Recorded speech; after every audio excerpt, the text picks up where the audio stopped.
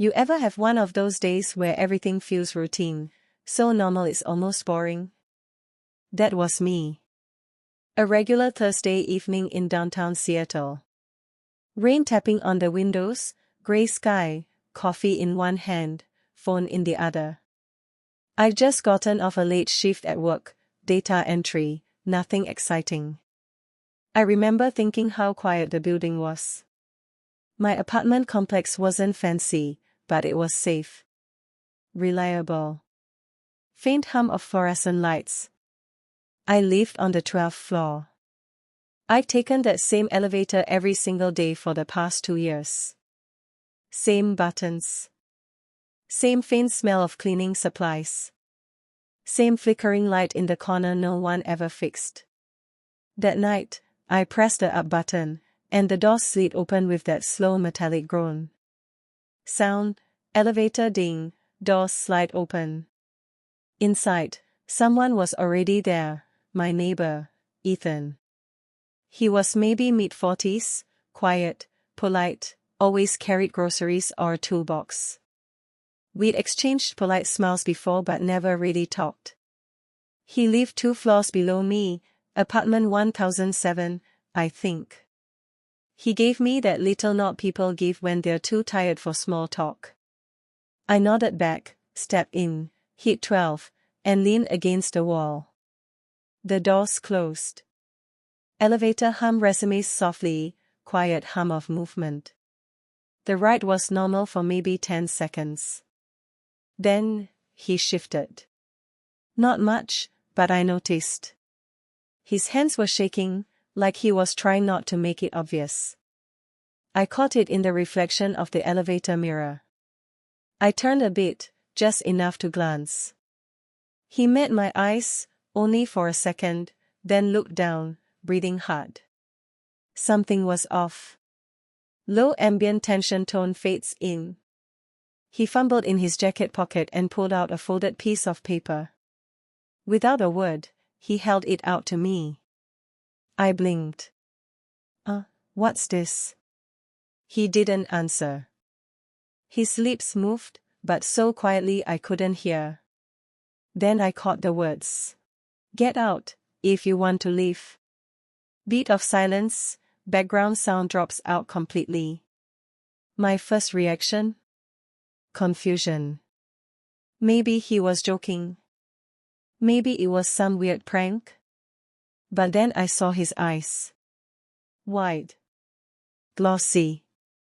Terrified. He wasn't joking. Before I could say anything, the elevator dinged. The doors opened on the 10th floor, his floor. He stepped out. Turned back to look at me. And whispered, almost too quiet to hear. Please. Trust me. Elevator doors close, metallic thud. I stood there, frozen, heart starting to pound. The paper felt damp in my palm. I unfolded it. The handwriting was messy, rushed, written in pencil. Something's wrong in this building. Get out. Don't wait. Don't trust anyone. Faint wind sound, tension built slightly. That was it. No details. No explanation. Just, get out. I looked up at the elevator numbers climbing, 11. 12. The doors opened to my floor. Everything looked normal. The hallway lights flickered once, they always did that, and I stepped out. Footsteps echo softly in hallway. Part of me wanted to laugh it off. Maybe he was drunk. Or paranoid. Maybe it was nothing. But something about his face, the fear in it. It clung to me. I walked toward my apartment, 1206, and slid in the key. That's when I heard it.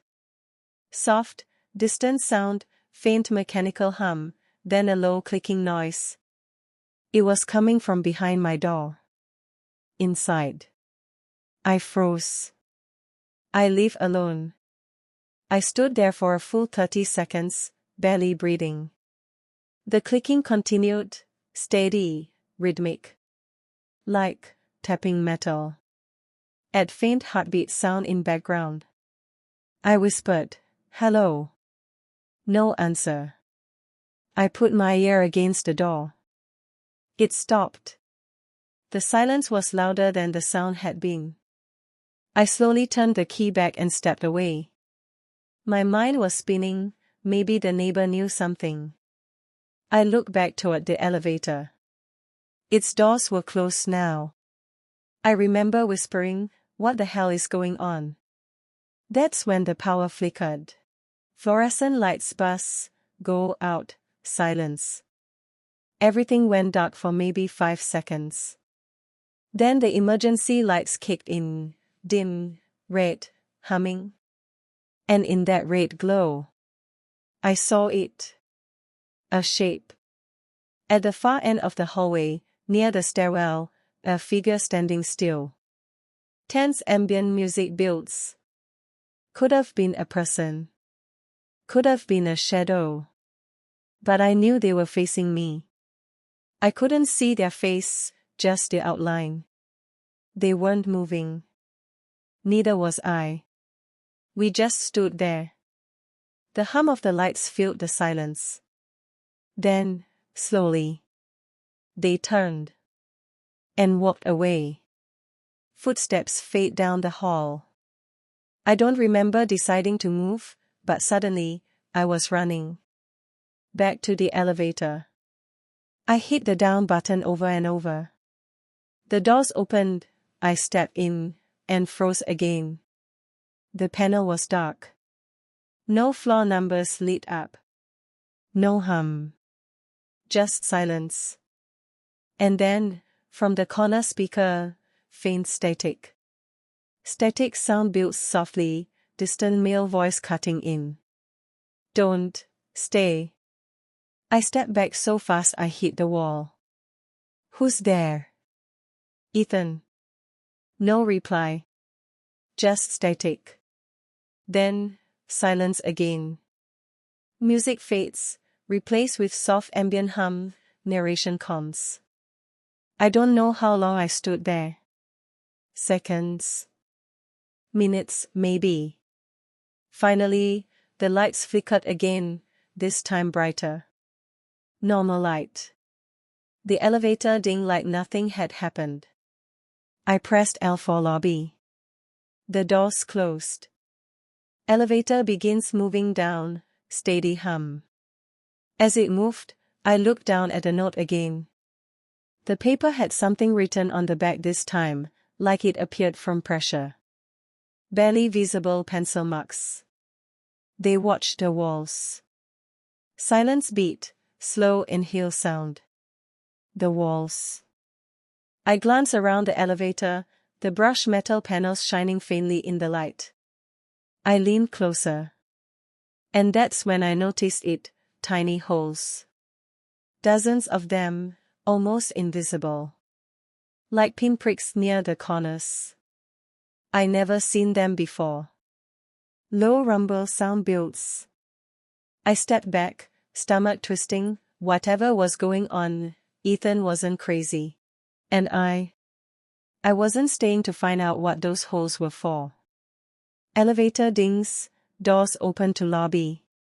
I ran. Out of the elevator, across the lobby, through the glass doors. The night air hit me, cold and wet from the rain. Outdoor ambience, cars, wind, rain.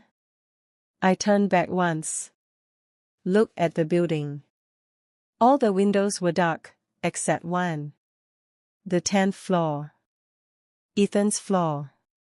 One light, flickering on and off. Like a signal. I whispered, "What are you trying to tell me?" And then, the light went out. I didn't stop running until I reached the edge of the block. My heart felt like it was trying to break out of my chest. I stood under a flickering streetlight, soaked, gasping for breath, clutching that piece of paper in my hand like it was the only thing keeping me alive. I turned back toward my building. It looked wrong. Maybe it was just the rain, or the way the lights hit the glass, but the windows looked darker than before. Like the entire place was holding its breath. Low ambient tension hum begins. I didn't know where to go. I didn't even know what I was running from. All I knew was that Ethan, my quiet, polite neighbor, had looked terrified. And that note. Get out if you want to leave. They watched the walls. Echo effect on, they watched the walls. It kept replaying in my head like a heartbeat. I needed answers. So, like an idiot, or maybe like someone desperate to make sense of things, I decided to go back. Not inside the building, just around it. To see if Ethan's apartment light was still on. Footsteps splashing on wet pavement. I circled to the back alley, where the maintenance door was. That's when I saw it, a black van, engine running, parked near the dumpster. No logos. No license plate. Just, there. Two men stood near it, both in gray uniforms. They weren't cops. They weren't delivery guys. They were, waiting. Soft rumble builds, heartbeat faster. I ducked behind a trash bin, rain dripping off the rim above me. One of them pulled out a radio and said something I couldn't hear. The other man nodded, turned toward the building's basement door, and unlocked it with a keycard. Then both disappeared inside. The door shut behind them. I waited. Counted the seconds. 1 minute. 2. 5. Then, I slipped closer. Sneaking footsteps, rain still falling. The door they used had a keypad, security level access. No apartment resident should have had that. My pulse quickened. I pressed my ear against the metal. From inside, I heard a low hum. Mechanical. Constant. Then, faint voices, distorted, like through a speaker.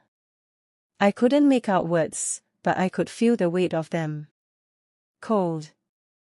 Businesslike. And something else, a faint beeping sound.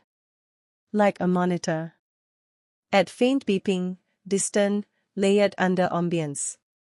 I stepped back. Whatever they were doing down there, it wasn't maintenance. I looked up, and saw someone watching me from the third-floor window. Short silence, then rising tension tone. The blinds moved slightly. A shadow leaned closer. And the faint glow of a phone screen illuminated a face. Ethan. He looked pale. Panicked. And he mouthed something to me through the glass. Run. Panic sound rises, heartbeat increases, rain intensifies. I didn't think. I turned and ran. Through the alley. Around the corner. Onto the main street. Cars passed, headlights flashing. I must have looked insane, drenched, shaking, clutching a crumpled note. I didn't stop until I reached the diner across the street. The only place still open. Door chime, soft background chatter and clinking dishes. A waitress looked up, startled. Rough night, honey. I forced a smile. You could say that. I sat in the corner booth, trying to breathe. The warmth of the diner felt unreal after that freezing rain. Ambient diner sounds, plates, soft music. I pulled out my phone. No signal. I stared at the screen, blinking, then I looked around. Everyone else had theirs out too. Every single phone, searching for signal. The waitress frowned, tapping hers. Hi. That's weird. Must be the storm. But outside, the rain had already stopped. Pause, tension hum under diner ambience. I looked back toward my building through the fogged window. It was just across the street, 12 stories tall, all dark now. Except one light. Still on. 10th floor. Ethan's floor. My throat tightened. Something was happening in there, and somehow, I was the only one who knew. Short breath. Then, I saw movement. In one of the lobby windows. 2 men, the same grey uniforms I'd seen near the van, dragging something heavy across the floor. A body-shaped shadow. I froze. Call the police, I whispered to myself. But my phone still said no service. I looked up at the waitress. Hey, do you guys have a landline? She blinked. A what? An actual phone, Wyatt? She shook her head. Sorry, sweetie. We got rid of that years ago. Of course. Soft ticking sound, wall clock ambience. My mind was spinning. Maybe Ethan was right, maybe the whole building was being watched. Maybe someone was listening, tracking. If they were controlling signals near the building, that meant they knew I was nearby. I stood up, grabbed my coat. The waitress called out, Hey, you okay? I forced a smile. Yeah. Just remembered something. Then I slipped out the door. Door chime again, back to outdoor ambience. The street was almost empty now. Just the sound of my footsteps and the hum of the streetlights. As I crossed back toward my building, I noticed the van was gone. But in its place, a new one. Same color. Same make. And in the driver's seat, a man, sitting perfectly still. He wasn't looking at me. He was looking at the building. Like he was waiting for someone to come out. Slow, suspenseful hum builds. I ducked behind a parked car and peeked over the hood. The driver lifted something to his ear, an earpiece. He said one sentence. She left. We'll get her on the next sweep. I felt my stomach drop. They were talking about me. Music hits sharp note, heartbeat sound quickens. I ran again. Not toward the building this time, away from it. 2 blocks down, I turned into another alley and stopped, leaning against a brick wall, gasping for air. Panting, rain dripping from gutters. What did Ethan mean? They watched the walls. What was happening in that basement? I looked at the note again, the pencil writing smudged now from the rain. And beneath the words, something else was starting to show. Another faint imprint. Numbers. 11:47. A time. Soft clock ticking begins under narration. I checked my phone. 11:41 p.m. 6 minutes. 6 minutes until, what? Tension swell, low rumble builds. I didn't want to find out, but part of me couldn't walk away. I pulled my hoodie up, slipped down a side path, and made my way toward the rear entrance again. This time, no guards. No van. Just silence. The basement door was slightly open, like someone had left in a hurry. I pushed it gently. Metal door creaks open, faint echo. Inside was dark, except for one flickering fluorescent light. The hum was louder now. Machines, several of them, lined the walls. And in the center of the room, screens. Dozens of them. Each showing apartment interiors. Mine. Ethan's. Others. Every room, every hallway, being watched. Static sound layer builds, faint electronic pulse. I covered my mouth, trying not to make a sound.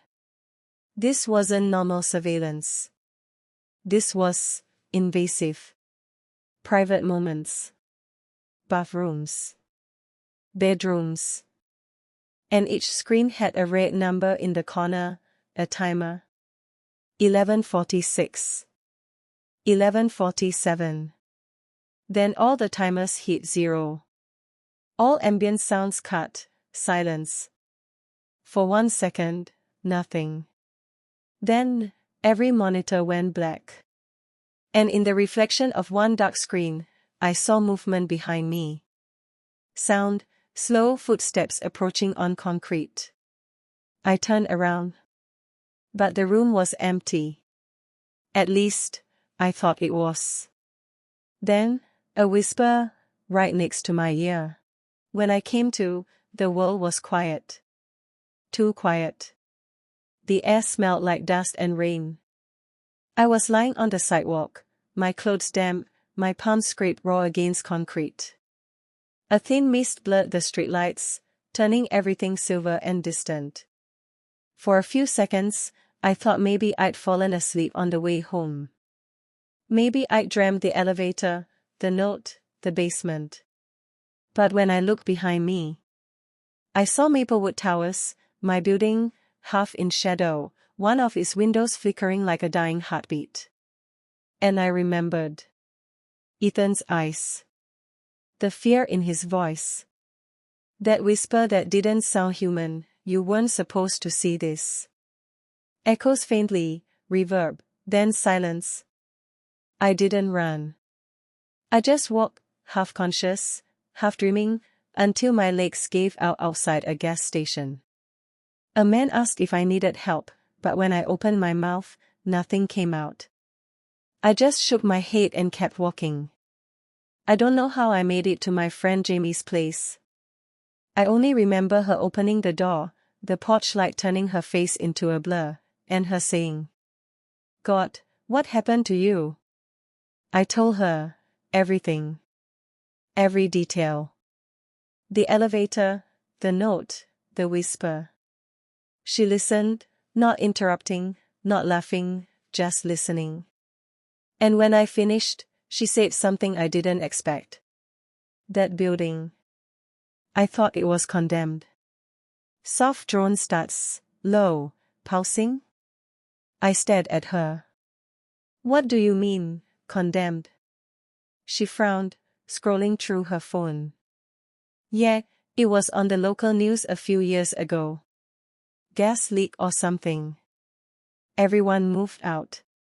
That didn't make sense. I'd just been there. I'd lived there for months. I'd paid rent. Talked to neighbors. "Jamie," I said quietly, "I just moved in last year." She looked at me, confused, but there was something else in her eyes. Something like fear. She turned her screen toward me. The headline read, "Maplewood Towers Tragedy, 8 Dead in Gas Explosion, Building Condemned." The date was 3 years ago. Long pause, faint heartbeat. I felt everything drain out of me. I wanted to scream. But the only sound that came out was a breath, short, cold, hollow. "Maybe it's the same address," she said softly. "Maybe they rebuilt it." But no. I remembered the hallways. The elevator. The smell of old wood and bleach. It was the same. Exactly the same. Sound cue, early morning ambience, faint birds. The next day, I went back. The street was blocked off. Police tape. Fire trucks. News vans. Crowds of people staring, murmuring. The reporter was saying, "Authorities are investigating an explosion inside the Maplewood Towers complex late last night. At least 9 residents are missing." 9. My floor had 10 apartments. Faint static crackle, like radio interference. I pushed closer, trying to see. But an officer stopped me. "Miss, you need to move back." "My neighbor," I said. "Ethan, did you find Ethan?" He checked a clipboard.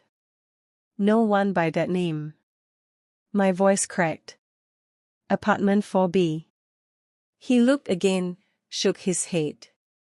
Building's been vacant for years. And that's when I noticed it. The building behind him wasn't the one I remembered. The walls were charred. The windows were boarded. There was no sign of life. Like it had been dead a long time. Music softens, piano enters. That night, I couldn't sleep. Every time I closed my eyes, I saw Ethan's face. Not the moment he handed me the note, but the split second after, when the elevator doors started to close and he whispered something else I didn't catch. I tried to remember it, rewound it in my mind over and over, but it was just a blur. Days passed. Weeks. The police never called back. No names released. No follow-up coverage. It was like it all got wiped away. Sound, faint TV static, fading in and out.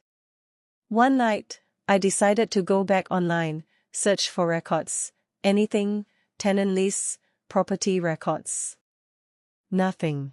Maplewood Towers wasn't listed anywhere. Not in the city's archives, not in Google Maps, not even in my emails.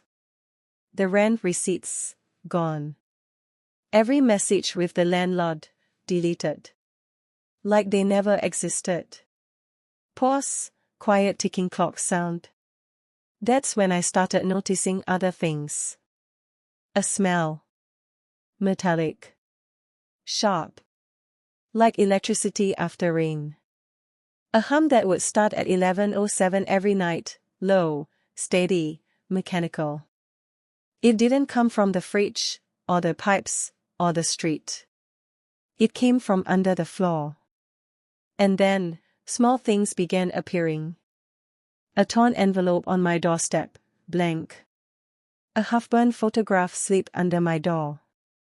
The corner of a paper, with a few words written in shaky ink. You ran. Soft whisper echo, you ran. I threw it away. But the next morning, it was back, taped to my window from the outside. Soft rain again, slow pacing. A few days ago, I drove back to the site. There was nothing there now, just a vacant lot, fenced off, overgrown. But when I looked through the chain link, I saw something half buried in the dirt. A metal door. Small. Rusted. Like a service hatch. It shouldn't have been there, not in the open like that. I climbed the fence. The wind was freezing, the air heavy. I brushed the dirt away from the hatch. There was no handle, just a symbol scratched into the metal. A triangle, with a line through it. I reached for my phone to take a photo. But the screen went black. Dead battery. When I looked up again, the hatch was closed. Not buried. Closed. Like it had never been opened. Pause, soft hum returns. That's when I heard it again. The elevator ding. Just once. Behind me. When I turned around, the lot was empty. No hatch. No fence. Just the hum of the wind through the grass. It's been 6 months now. I've moved again. Different city. Different job. No one knows me here. That's how I want it. But some nights, when the air gets still, I hear that sound again. That soft, mechanical hum, rising through the floor. And every time, I tell myself it's nothing. Just pipes. Just the wind. But deep down, I know it's not. Because last week, I got a package. No return address. Inside, a photograph. My old building. Half burned, half intact. And in one window, a figure. Still. Watching. On the back, written in that same shaky handwriting. They never left. Long pause, heartbeat slow and heavy. I burned the photo. But that night, the smell of smoke filled the apartment again. And just before I drifted off to sleep, I heard a faint voice beside me.